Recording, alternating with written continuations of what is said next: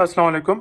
तो हम आज जो है वो एक नया जो है वो चैप्टर स्टार्ट करते हैं जिसका नाम है ऑब्स्टेट्रिक इमरजेंसीज।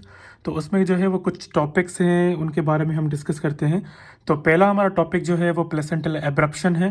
तो यहाँ से हम स्टार्ट करते हैं कि प्लेसेंटल एब्रप्शन में जो है वो क्या चीज़ें होती हैं और क्या हमें जो है वो इसमें ट्रीटमेंट करनी चाहिए और क्या इसके साइन और सिम्टम्स हैं, रिस्क फैक्टर्स क्या हैं। तो हम थोड़ा सा इसको जो है वो थोड़ा सा डिटेल में समझते हैं। ठीक है, तो हम स्टार्ट करते हैं यहाँ से कि प्लेसेंटल एब्रप्शन का जो है वो बेसिकली क्या मतलब है।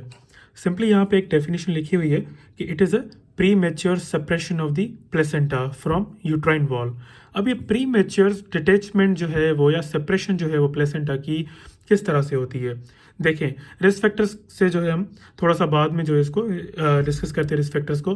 पहले हम जो है वो इन डायग्राम्स को हम देख लेते हैं कि ये मतलब कि क्या कहना चाहते हैं। ठीक है, तो पहला जो है वो मार्जिनल है, दूसरा जो है वो पार्शल है और तीसरा जो है वो कंसील्ड है। ठीक है, तो ये मार्जिनल एब्रप्शन, पार्शल एब्रप्शन और जो है वो कंसील्ड प्लेसेंटल एब्रप्शन, तो ये तीन बेसिकली जो है वो टाइप्स हैं प्लेसेंटल एब्रप्शन के। और इसमें हम जो है वो पहले मार्जिनल और पार्शल को जो है हम डिस्कस करते हैं, देन जो है हम कंसील को डिस्कस कर देंगे। अच्छा, स्टार्ट करते हैं मार्जिनल से। अब देखें, यहाँ पे आप देख सकते होंगे कि यहाँ पे ये जो ना ग्रीन कलर का मैंने बनाया हुआ है, ये बेसिकली प्लेसेंटा है। तो ये जो मैंने ब्लू कलर का पूरा बनाया हुआ है, ये क्या है, अपना यूट्रस है। ठीक है, तो पहले ये देखते हैं कि ये देखें आप थोड़ा सा इसको जो है ना वो, ये देखें, ये थोड़ी सी जो है ना प्लेसेंटा यहाँ से जो है ना यूट्रस से जो है क्या है, थोड़ी सी डिटेचमेंट है। तो ये मार्जिनल है, इसको हम क्या कहते हैं, मार्जिनल। तो देखिए पूरा जो है ना एक मार्जिन वाली एरिया पे जो है ना पूरी जो है क्या है कि थोड़ी सी जो है ना ये यहाँ पे सेपरेशन हो गई है। अब इसको मैंने थोड़ा सा जो है वो जूम करके दिखाया हुआ है यहाँ पे। ठीक है, अब यहाँ पे देखें, ये जो है ना, ये जो है अपना प्लेसेंटा है, वही था। ठीक, और यहाँ से देखो इसको थोड़ा सा ये सेपरेट हो चुका है यहाँ से। अब देखें, जो भी जब भी कोई चीज़ जब सेपरेट होती है तो आप मुझे बताएं कि वहाँ से जो है ब्लीडिंग होती है या नहीं होती।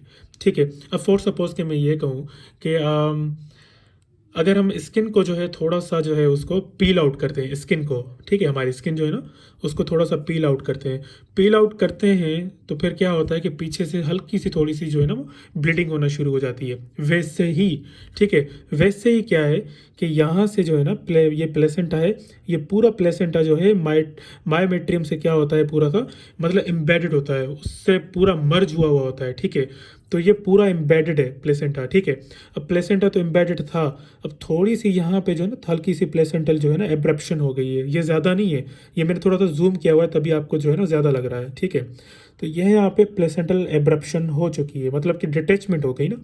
अब देखो, जो भी मतलब कि अब ये प्लेसेंटा है, तो प्लेसेंटा पे जाहिर सी बात है जो है वो बीच में जो है आपकी जो है ब्लड वेजल्स होंगी, ब्लड वेजल्स होंगी तो ये प्लेसेंटा को क्या करेंगी, परफ्यूज़ करेंगी। ठीक है, प्लेसेंटल परफ्यूजन होगी। अब सही तरह से परफ्यूजन होती है तो ऑब्वियसली जो है वो फीटस जो है वो उसका सर्वाइवल चांसेस जो है वो अच्छे होते हैं। अगर ये जो है वो यहाँ पे एब्रप्शन हो जाए और क्या होगा कि यहाँ से हल्की सी जो है ना ये थोड़ी सी डिटेचमेंट हो गई है, तो ऑब्वियसली यहाँ से जो है ना पूरी जो वेजल्स थी वो वहाँ पे रप्चर हो गई। ठीक है, वेजल्स जब रप्चर होंगी तो वहाँ से ब्लीड करेंगी, ब्लीड करेंगी तो हल्का सा जो है ना यहाँ से ब्लड जो है वो लीक आउट होगा, यहाँ से ब्लड की लीकिंग होगी। ठीक है, अब थोड़ा सा यहाँ पे आते हैं, ये देखो यहाँ पे आपको नज़र आ रही होगी कि थोड़ा सा जो है ना यहाँ पे क्या हो चुका है, डिटैचमेंट हो चुकी है। तो यहाँ से पूरी जो है क्या हो रही है, यहाँ से ब्लीडिंग होना स्टार्ट हो रही है। मगर ये ब्लीडिंग थोड़ी सी जो माइनर टाइप की होगी, मतलब कि इतनी ज़्यादा नहीं होगी कि जो है मतलब कि फीटल डिस्ट्रेस एकदम से हो जाए, ऐसा नहीं होगा। ये थोड़ी सी जो है ना मार्जिन के एरिया पे हुई है, तो यहाँ से जो है क्या होगा कि आस्ता आस्ता जो है ना ब्लीडिंग होना जो है वो शुरू हो जाएगी। अब ब्लीडिंग तो होगी, अब ये एकदम से जो है ना एक ही दिन में पता नहीं चल जाता कि इस जो है वो वुमेन को जो है वो प्लेसेंटल एब्रप्शन हुई है या फिर क्या हुआ है। तो ये माइनर से जो है ना वो एब्रप्शन है, मार्जिनल। ठीक है, तो यहाँ से ब्लीडिंग जब होगी तो यहाँ पे अक्यूमुलेशन भी होगी। ब्लीडिंग जब ब्लीड जब होगा, अक्यूमुलेशन होगी, तो ऑब्वियसली जो है जब एग्जामिनेशन होगी ना इसकी मतलब कंडीशन की, तो वहाँ पे हमें जो ब्लड मिलेगा ना वो बहुत ज़्यादा डार्क रेड होगा, ठीक है। ब्राइट रेड नहीं होगा, डार्क रेड होगा, क्योंकि वहाँ पे ब्लड की एक्यूमुलेशन हो गई थी वहाँ पे, ठीक है। ब्लड की एक्यूमुलेशन होगी, ब्लड की एक्यूमुलेशन के बाद आपको डार्क रेड ब्लड मिलेगा, जहाँ पे मैंने इसके साइन एंड सिम्टम पे लिखा हुआ है डार्क रेड विजाइनल ब्लीडिंग, ठीक है। तो ये यहाँ पे इस वजह से होता है। अब देखें, मैंने यहाँ पे लिखा भी हुआ है blood is leaking out from margin, ठीक है। तो ये इतना कोई कॉम्प्लिकेटेड नहीं है, सम हाउ कॉम्प्लिकेटेड है अगर आप इसको ट्रीट नहीं करेंगे, या फिर जो है वो बेबी की जो है वो फॉरेन डिलीवरी नहीं होती, तो फिर तो ठीक है। मगर क्या है कि अगर हम मार्जिन को छोड़कर अगर पार्शल पे आ जाएं, ठीक है, अगर हम पार्शल पे आ जाएं, अब देखें पार्शल की क्या है। पार्शियल में क्या है कि पूरा जो प्लेसेंटा है उसका 50% जो है वो पूरा डिटेचमेंट, उसकी पूरी डिटेचमेंट हो चुकी है, ठीक है। यहाँ पे थोड़ी सी थी, मतलब यूँ समझो कि यहाँ पे 20% थी, यहाँ पे कितनी है 50%। 50% पूरी डिटेचमेंट हो चुकी है। अब इसको मैंने थोड़ा सा जूम किया हुआ है, यहाँ पे देखते हैं, ठीक है। अब देखो यहाँ तक प्लेसेंटा जो है ना ये एम्बेडेड है मायोमेट्रियम में, देखें एम्बेडेड है, ठीक है।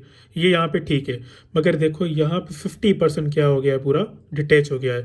अब पीछे से जहाँ पे डिटेच हो गया, जो ब्लड सप्लाई जो है इसको प्लेसेंटा को मिल रही थी, मैटरनल ब्लड सप्लाई, तो अब क्या होगा, वो ब्लड सप्लाई वहाँ पे रप्चर हो चुकी है, मतलब कि वहाँ पे डिस्टर्ब हो चुकी है। यहाँ पे डिस्टर्ब होगी तो आस्ता आस्ता क्या होगा कि यहाँ पे ब्लड जो है वो लीकिंग होगी, ब्लड लीकिंग होगी, ब्लड जमा होता जाएगा, फिर जो है पूरा डार्क रेड हो जाएगा। देन जो है वो फिर एक दो दिनों में क्या होगा कि जो विजाइनल एग्जामिनेशन होगी पर विजाइनल, अगर हॉस्पिटल में वो कोई पेशेंट जो है वो एडमिट हो रहा है बिकॉज ऑफ हर सिम्टम्स, ठीक है, बिकॉज ऑफ हर सिम्टम्स की वजह से, ठीक है, वैसे पता नहीं चलेगा, बिकॉज ऑफ सिम्टम्स की वजह से फिर क्या होगा हमें कि हम जब एग्जामिनेशन करेंगे तो हमें विजाइनल जो एग्जामिनेशन होती है वहाँ पे हमें जो है वो डार्क रेड ब्लड जो है हमें नज़र आएगा, ठीक है। तो यहाँ पे जो है इन दोनों में क्या होगा, अब देखें इन दोनों में एक चीज़ तो कॉमन है, भले पार्शियल मार्जिनल हो मगर इनमें दोनों में एक चीज़ कॉमन है। अब वो चीज़ क्या है, ब्लड जो है ना इनों में नज़र आता है, ठीक है। ब्लड चाहे भले ज़्यादा परफ्यूजन ना हो, मतलब सॉरी ज़्यादा जो है वो लीकिंग ना हो, तो इसका मतलब ये नहीं है कि ब्लड नज़र नहीं आएगा, ब्लड नज़र आएगा, ब्लड इज़ सीन, ठीक है। तो अब मैं ये कह सकता हूँ कि मार्जिनल और पार्शियल में जो पेन होता है ना वो आपका माइल्ड होता है, इतना सिवियर नहीं होता। समहाउ अगर आप इसको ट्रीट नहीं करेंगे और हम छोड़ देंगे ऐसे ही बस तो फीटल डिस्ट्रेस भी हो जाएगी। फीटल डिस्ट्रेस से जो है वो बेबी जो है वो मर भी सकता है, और क्या होगा कि उसकी मतलब कि उसकी डेथ भी हो सकती है, फीटल डिस्ट्रेस आ जाएगी, और पहले तो जो है वो ऑक्सीजन उसको जो है वो ठीक तरह से नहीं मिलेगी, ठीक है। तो पूरा जो है एक फीटल जो है वो डिस्ट्रेस जो है पैटर्न बन जाएगा पूरा, तो हार्ट रेट भी जो है आपको जो है वो एबनॉर्मल मिलेगा, ठीक है। तो यहाँ पे ये आपको माइल्ड पेन जो है वो न मिलेगा इस वुमेन में, ठीक है। तो उम्मीद है कि मार्जिनल और पार्शियल जो है आप लोगों को जो है वो समझ में आ गया होगा। इन दोनों में ब्लड जो है वो नज़र आता है। अब आते हैं कंसील्ड में।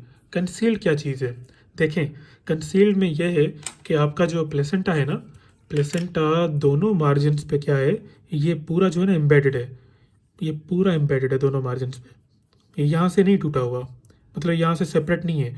मगर सेपरेशन हुई कहाँ से, सेपरेशन ऊपर से हुई है, मतलब जहाँ पे ये पूरा अटैचमेंट थी ना, ये पूरी अटैचमेंट, तो ये यहाँ पे जो है ना नीचे आ गया है। अब वहाँ से ब्लड सप्लाई लीक हो रही है ना, वहाँ से ब्लड सप्लाई लीक होगी। अब देखो यहाँ दोनों जो है वो दोनों साइड से क्या है, पूरा जो है वो क्लोज है। यहाँ से ऑब्वियसली जब जहाँ से चीज़ें क्लोज होंगी तो ब्लड जो है वो लीक आउट तो होगा नहीं, यहाँ से ब्लड लीकिंग नहीं होगी। मगर आप लोगों को शायद पता हो कि जब भी इंजरी होती है तो वहाँ पे जो है वो स्किन पे जो है एक स्कैब बन जाता है ना, एक स्कैब बन जाता है पीछे जो है वो आउटर जो है वो जब ऐसे स्कैब इस वजह से बनता है क्योंकि ब्लीडिंग जो है वो आउट मतलब कि बाहर ना निकले, ठीक है। तो ब्लीडिंग बाहर नहीं निकलती मगर अंदर से तो जो है वो ब्लीडिंग हो रही होती है ना थोड़ी सी, जब तक कि वो रिपेयर हो जाए, ठीक है। स्कैब की वजह से वो बाहर नहीं निकल पाती, ठीक।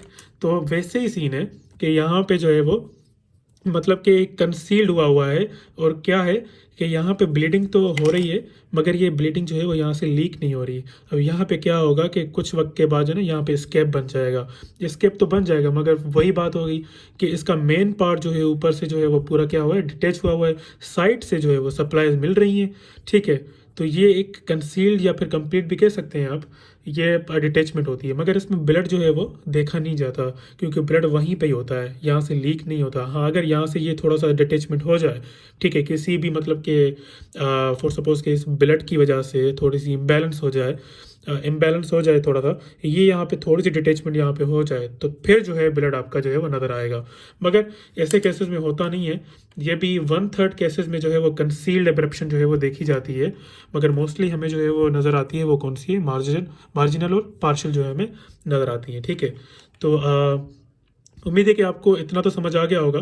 ठीक है, हम थोड़ा सा इसके जो है वो रिस्क फैक्टर्स के पास चलते हैं। रिस्क फैक्टर्स बेसिकली ये चीज़ें हो कैसे रही हैं, ठीक है, कौन कौन से रिस्क फैक्टर हैं और क्या क्या चीज़ें हैं, क्यों हो रहे हैं, तो इसके रिस्क फैक्टर्स को हम जो है वो डिस्कस करते हैं।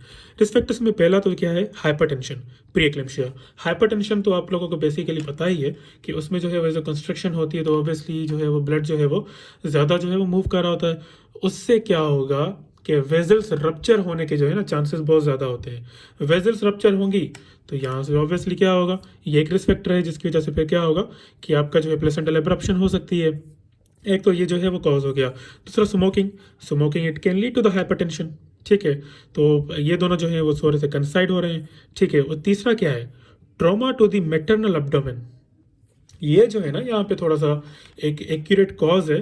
ट्रॉमा अगर होगा तो ऑब्वियसली क्या होगा कि वहाँ से डिटेचमेंट हो सकती है, ये पॉसिबल है। ठीक है, हाइपरटेंशन को हम फिर भी जो है वो थोड़ा सा कंट्रोल कर सकते हैं ड्रग्स देके, मगर ट्रॉमा को कैसे कंट्रोल करें। ट्रॉमा तो ऑब्वियसली जो है वो इनवेरिएबल है ना, हमें पता ही नहीं चलता कि वो ट्रॉमा हो गया।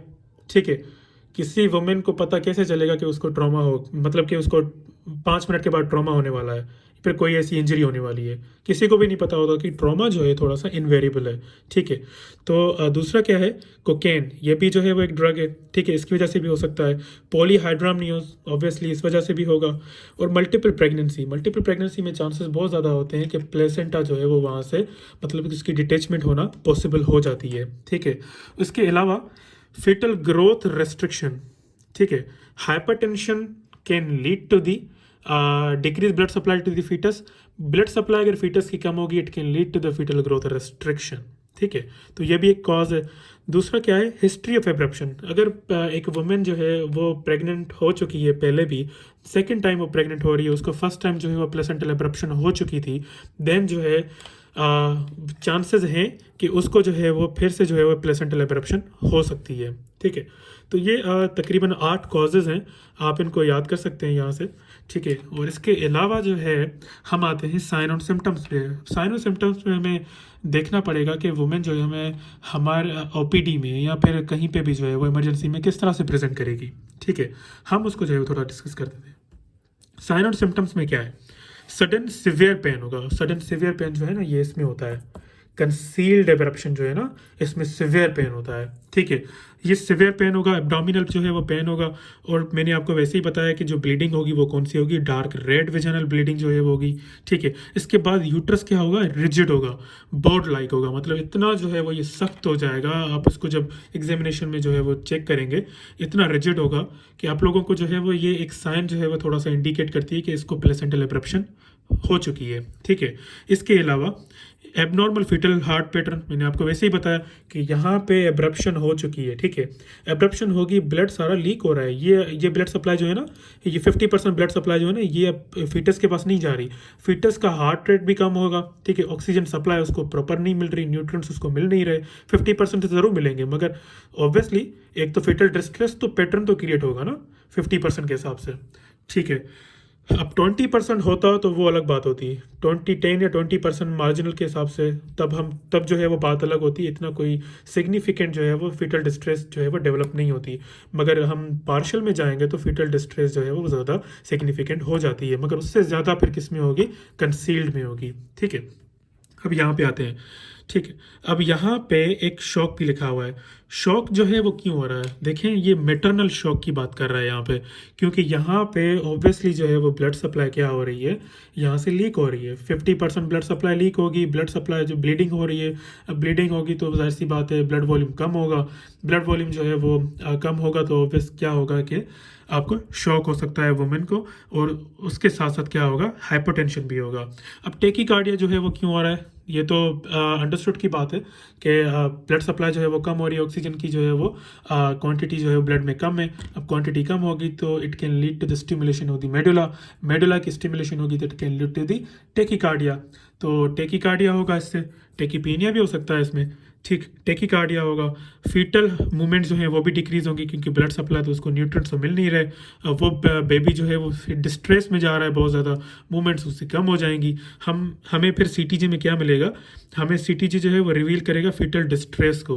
ये एक जो है वो क्लिनिकल साइन है, हमें प्लेसेंटल एब्रप्शन में जो हमें मिलती है कि फीटल का हम सीटीजी चेक करते हैं तो वो पूरा डिस्ट्रेस्ड हुआ होता है। ठीक है, तो इसके अलावा उम्मीद है कि आपको साइन एंड सिम्टम्स तो क्लियर हो गए होंगे, मगर हम आते हैं अब ट्रीटमेंट पे।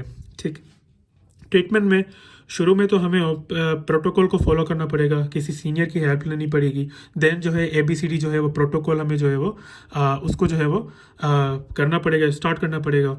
देन जो है अगर हमें ये पता चल रहा है एग्जामिनेशन के बाद या टेस्ट के बाद कि उसका जो है वुमेन जो है वो RH नेगेटिव है, तो फिर हम उसको anti-D जो है इम्यूनोग्लोबिन हम देते हैं। ठीक है, इसके अलावा इसके तीसरा जो है वो कौन सा स्टेप है, हम स्टेरॉइड्स भी देंगे क्योंकि अगर बेबी का गेस्टेशनल जो है वो पीरियड क्या है लेस देन 36 है, मतलब कि फॉर सपोज के 35 है, तो फिर हम उसको जो है वो हमें डिलीवरी तो हमें इमीडिएट करवानी है क्योंकि फीटल डिस्ट्रेस हो रही है। डिलीवरी जब हम करवाएंगे तो अगर 35 से लेस है तो हमें बेबी को जो है वो क्या देने पड़ेंगे, स्टेरॉइड्स देने पड़ेंगे ताकि उसकी लंग मैच्योरिटी हो जाए। ठीक है, अगर बेबी जो है हमें मिल रहा है कि वो मर चुका है तो फिर हम जो है वो C-सेक्शन नहीं करेंगे, डायरेक्ट जो है वो वेजाइनल डिलीवरी करवा देंगे। ठीक, इसके अलावा बेबी अगर जो है वो ज़िंदा है, ठीक है, फीटल डिस्ट्रेस तो है मगर बेबी ज़िंदा है, ठीक, तो फिर हम डायरेक्ट जो है उसको C-सेक्शन करेंगे ताकि हमें ज़्यादा टाइम वेस्ट नहीं करवाना पड़ेगा कि हम पहले लेबर को इंडक्शन उसकी करवाएं, देन जो है वो ड्रग्स दें, फिर जो है वो डिलीवरी हमें पॉसिबल हो सके। हम देन जो है हम डायरेक्ट जो है वो एपिड्यूरल एनेस्थीसिया हम देख के डायरेक्ट जो है वो C-सेक्शन करवा सकते हैं। C-सेक्शन होगा तो जल्दी डिलीवरी हो जाएगी और बच्चा जो है वो थोड़ा सा डिस्ट्रेस से जो है वो हम उसको जो है प्रिवेंट भी कर सकते हैं अगर वो इसकी गेस्टेशन जो है वो लेस देन 35 है, और अगर ये वुमेन जो है जल्दी उसने जो है वो हॉस्पिटल में प्रेजेंट किया है, ठीक है, इतनी लेट नहीं हुई, तो हम बेबी को जो है वो थोड़ा सा हम मतलब उसके सर्वाइवल के चांसेस जो हैं थोड़े से बढ़ सकते हैं। ठीक, इसके अलावा अगर ब्लीडिंग जो है वो कंट्रोल नहीं हो रही, देन जो हम क्या करेंगे, देखें अगर ब्लीडिंग कंट्रोल नहीं होती तो जाहिर सी बात है कि यूट्रस का प्रॉब्लम है ना, तो यहाँ पे क्या होगा कि इमरजेंसी हिस्टेरेक्टमी हमें करनी पड़ेगी। ये पूरा जो है हमें हिस्टेरेक्टमी का प्रोसेस जो हमें करवाना पड़ेगा। हम बेबी को डिलीवरी करेंगे, देन जो है हमें हिस्टेरेक्टमी करनी पड़ेगी। ठीक, तो यहाँ तक तो इतना ही था प्लेसेंटल एब्रप्शन का। ठीक है, अगर आप लोगों को इसमें कोई भी ऐसी चीज़ जो है वो समझ में ना आई हो तो आप मुझसे कमेंट्स में जो है वो पूछ सकते हैं। ठीक, मैं ये डायग्राम्स आप चाहें भले बना लें, इससे आपको जो है हेल्प होगी ताकि आप लोगों को पता चल सकेगा कि इसकी जो है इसका एक बिहेवियर क्या है। ठीक है, प्लेसेंटल एब्रप्शन का बुक में इतना कोई खास जो है वाज़ेह तौर पे लिखा नहीं हुआ और ना ही इतनी अच्छी डायग्राम्स बनी हुई हैं, तो मैंने इसको जो है थोड़ा सा एक विजुअल तरीके से मैंने इसको सामने आप लोगों के सामने रखा हुआ है। आप इन डायग्राम्स को जो है वो फॉलो करें, उम्मीद है कि आप लोगों को जो है वो इसमें जो है वो कोई भी कन्फ्यूजन नहीं होगी। ठीक है, तो नेक्स्ट वीडियो में मिलते हैं, तब तक के लिए अल्लाह हाफ़िज़।